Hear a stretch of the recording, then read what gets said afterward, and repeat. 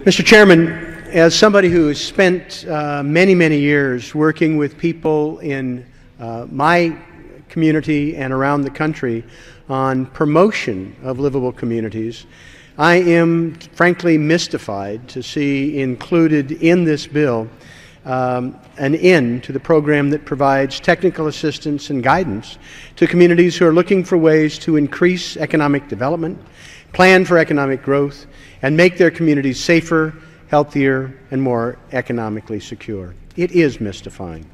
The EPA Office of Sustainable Communities was established to provide a resource for communities who need technical assistance to plan for economic growth, to deal with development, to account for a changing population and the demographics, to expand their economic development options, and make communities more attractive to business and local citizens.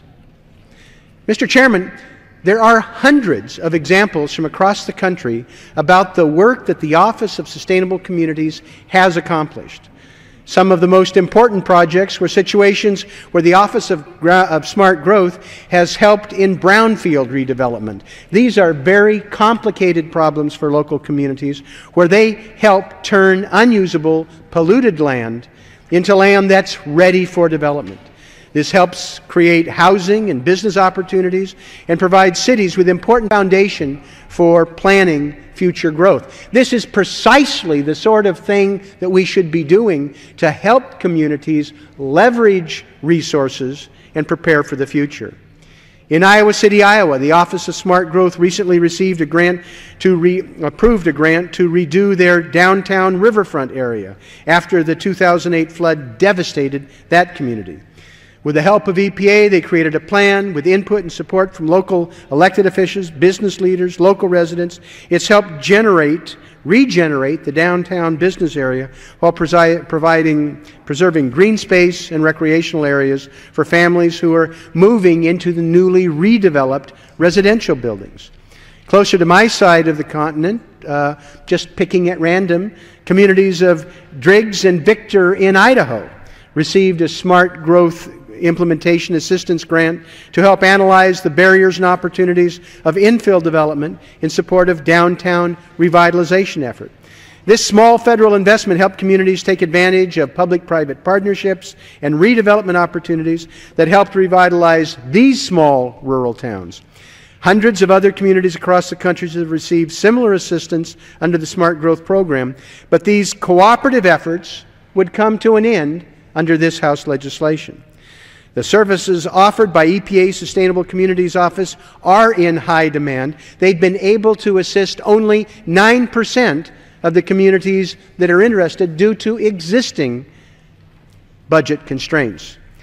In addition to their technical assistance work, the Office of Sustainable Communities is engaged in a partnership that we all should be supporting and encouraging between HUD, the Department of Transportation, and EPA. The Partnership for Sustainable Communities enables these three departments to work together to ensure that federal funds work in conjunction with each other, break down the silos that frustrate us all, to ensure that the federal funds are spent as efficiently as possible, and eliminate duplicative processes.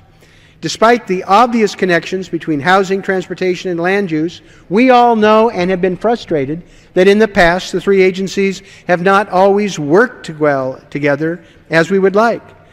But Secretaries Donovan, our former colleague LaHood, Administrator Jackson, and the agency have spent these last 2 years cutting down the red tape and the coordination to meet multiple economic, environmental, and community objectives, while also cutting red tape and working to partner better with local communities.